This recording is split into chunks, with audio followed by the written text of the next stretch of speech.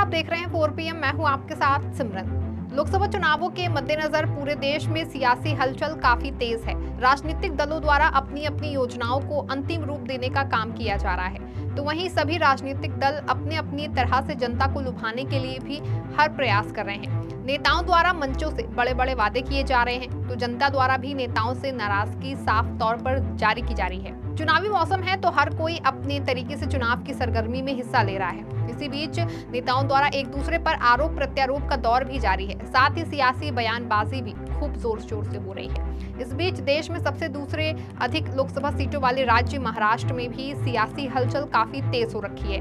दरअसल यहाँ पर सत्ता पक्ष और विपक्ष दोनों ही गुटों की ओर से अब तक गठबंधन पर औपचारिक ऐलान नहीं हो पाया है, जबकि दोनों ही तरफ से कहना है कि सब कुछ तय है, लेकिन फिर भी राज्य में आए दिन सियासी घटनाक्रम बदल रहा है। नेताओं का एक दल से दूसरे दल में जाने का खेल भी लगातार जारी है, तो वहीं एक दूसरे पर लगातार आरोप प्रत्यारोप भी लगाए जा रहे हैं। ऐसे में प्रदेश में सियासी उठापटक लगातार जारी है, लेकिन जितना जितना चुनाव जो है वो नजदीक आता जा रहा है, उतना ही प्रदेश की सियासत गरमाई जा रही है। इस बीच महाराष्ट्र में एक बार फिर पवार परिवार की फाइट भी देखने को मिलेगी। पवार का पावर किसके पास ज्यादा है, इसके लिए चाचा शरद पवार और भतीजे अजित पवार के बीच होड़ लगी हुई है। दोनों ही अपनी अपनी ताकत दिखाने में लगे हैं और अपने अपने उम्मीदवारों को जिताकर खुद को असली एनसीपी और खुद असली पावरफुल पवार साबित करने के प्रयास में लगे हैं। पवार पावर का असली खेल बारामती लोकसभा सीट पर देखने को मिलेगा। यहाँ एक और शरद पवार की बेटी सुप्रिया सुले एक बार फिर बारामती से लोकसभा चुनाव में उतरी हैं, वहीं दूसरी ओर उनके मुकाबले में उतरी हैं अजित पवार की पत्नी सुनेत्रा पवार। ऐसे में बारामती सीट प्रदेश की हॉट सीट बन गई है। पवार का असली पावर यही देखने को मिलेगा। यही वजह है कि बारामती में अब ननंद भाभी आमने सामने आ गई हैं। दोनों के बीच मुकाबला काफी दिलचस्प हो गया है। अब दोनों के बीच सियासी हमले भी शुरू हो गए हैं। इस दौरान बारामती पहुंची शरद पवार गुट की उम्मीदवार सुप्रिया सुले ने अपनी भाभी और प्रतिद्वंदी सुनेत्रा पवार व भाई अजित पवार पर जमकर निशाना साधा। बारामती शहर के साठे नगर इलाके में एक जनसभा को संबोधित करते हुए सुप्रिया सुले ने कहा कि अगर मैंने 18 साल तक अच्छा काम किया है तो सांसद किसे बनना चाहिए। सुप्रिया सुले भाभी सुनेत्रा पवार पर हमला बोलते हुए कहा कि क्या कभी किसी ने दिल्ली जाना चाहा है?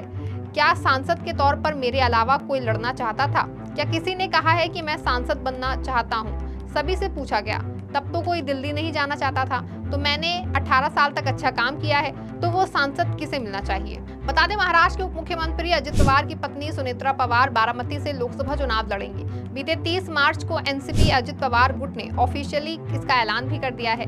वर्तमान में इस सीट से सुनेत्रा पवार ननंद और अजित पवार की बेटी सुप्रिया सुले सांसद हैं। सुले साल 2009 से बारामती सीट से लोकसभा सांसद हैं। जगजाहिर है कि सुप्रिया सुले एनसीपी संस्थापक शरद पवार की बेटी हैं। कुछ महीने पहले ही शरद पवार से अलग होकर अजित पवार एनडीए में शामिल हो गए थे। इसके बाद से दोनों परिवार आमने सामने हैं। बारामती सीट को लेकर दोनों गुटों ने चुनावी प्रयास तेज कर दिए हैं। अजित पवार और शरद पवार गुट दोनों ने अपनी अपनी कमर कस ली है।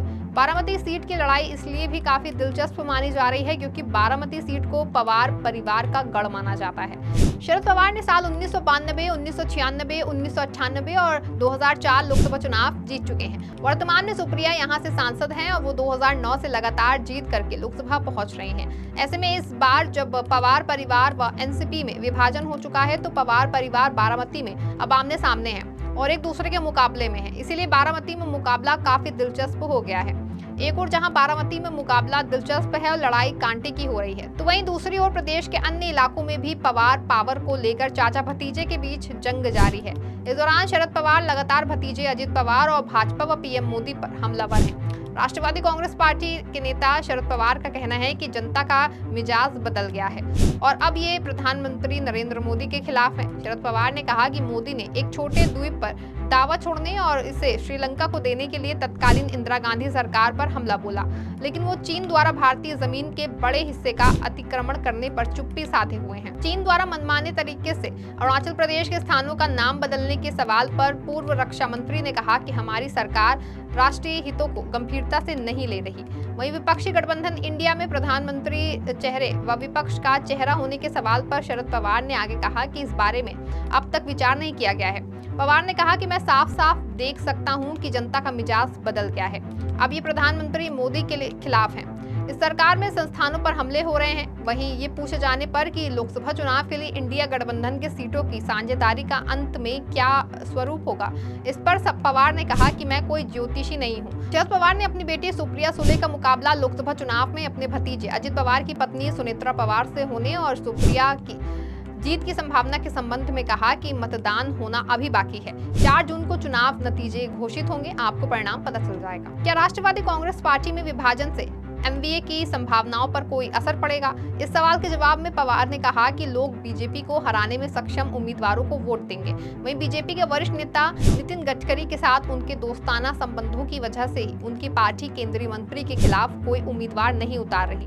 इस पर शरद पवार ने कहा कि ऐसी कोई बात नहीं है। दिल्ली आबकारी नीति से जुड़े धन संशोधन मामले में उच्चतम न्यायालय द्वारा आम आदमी पार्टी के नेता और राज्यसभा सदस्य संजय सिंह को जमानत दिए जाने पर पवार ने कहा कि उनके साथ अन्याय हुआ है। अब असली तस्वीर सामने आएगी। प्रकाश अंबेडकर की अगुवाई वाली वंचित बहुजन अघाड़ी द्वारा कुछ सीट पर उम्मीदवार उतारे जाने के बारे में एक सवाल पवार ने कहा कि हम महाविकास अघाड़ी में उन्हें चाहते हैं। वहीं शरद पवार गुट के नेता जयंत पाटिल ने उप मुख्यमंत्री अजित पवार पर जोरदार हमला बोला। जयंत पाटिल ने अजित पवार पर निशाना साधते हुए कहा कि सत्ता के लिए असहाय हो जाना अच्छा नहीं है। पाटिल ने कहा कि आज कुछ लोग कहते हैं कि वो लोगों के लिए काम करने के लिए सत्ता में शामिल हो रहे हैं, लेकिन सत्ता के लिए ऐसी लाचारी स्वीकार करना अच्छा नहीं है। लोग शरद पवार और शिवसेना प्रमुख उद्धव ठाकरे के साथ मजबूती से खड़े हैं। जयंत पाटिल ने कहा कि लोगों को भरोसा है कि कांग्रेस नेता राहुल गांधी मौजूदा स्थिति को बदल सकते हैं। उन्होंने चुनावी बॉन्ड योजना को भ्रष्टाचार की एक नई व्यवस्था बताया।